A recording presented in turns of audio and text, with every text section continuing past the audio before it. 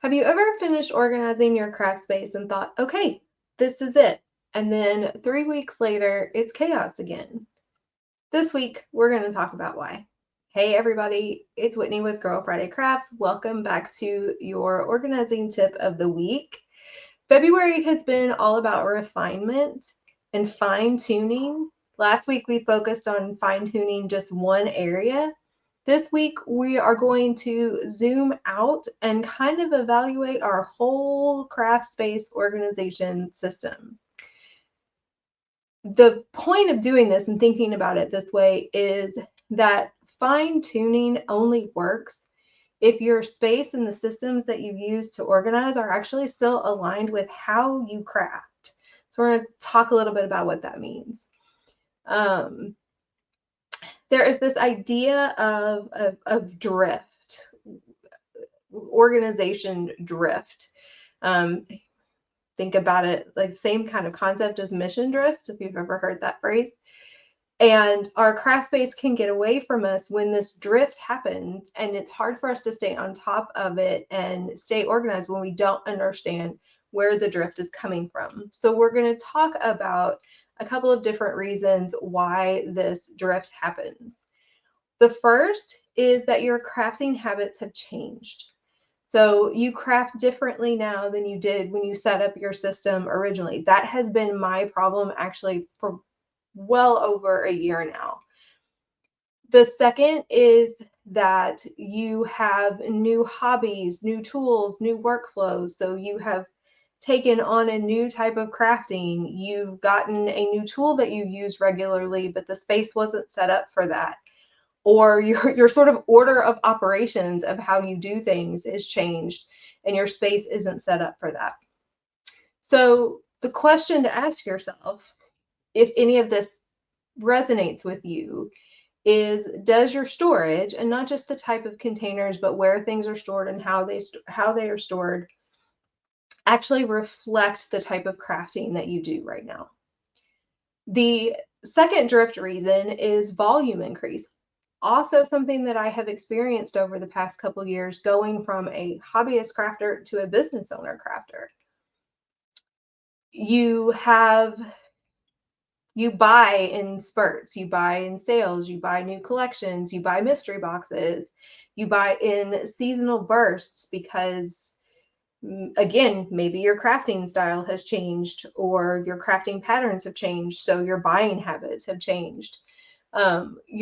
Your storage can optimize all that, but it can't expand your square footage. We talked way back at the beginning of the year about the whole idea of your crafts supplies exceeding your space, or actually exceeding normal life expectancy. And so that's a problem, and it's a problem that we struggle to deal with because it means we have to reduce volume, downsize, maybe even curtail spending. So the diagnosis question there is, are you trying to containerize your way out of a volume problem? And I'm just laughing in my head in how true that is for me. The third reason is that your maintenance rhythm disappeared. So I know some of you might be saying, I never had a maintenance rhythm to begin with. You're here, you're having this conversation with me via YouTube. And so that says to me that you want something like this, and you probably have more of a maintenance system than you realize. The fact that you can't even recognize that it happened says that you have drifted from it, or you know that you had a maintenance system for keeping your space relatively functional. But busy seasons, life shifts, launches, holidays, all of those things factor in, and those maintenance schedules go away. And sometimes we don't find our way back to it until we are sort of in the middle of chaos. Mess doesn't always mean failure. It just means a system disruption. I will say sometimes, especially in my day job, my systems are not failing. I am failing my systems because I'm not doing the things that I know I need to do, the things that I know work. And that can be very true for me in my craft space. So your diagnosis question on this one is your space truly messy, or is it just temporarily unsupported? so that if you get that maintenance rhythm back and you really no longer have a huge problem. And then the last one, which I think is kind of the most interesting, is that you organize for your fantasy self. You have created Pinterest perfect crafting systems as opposed to systems that support your real life crafting.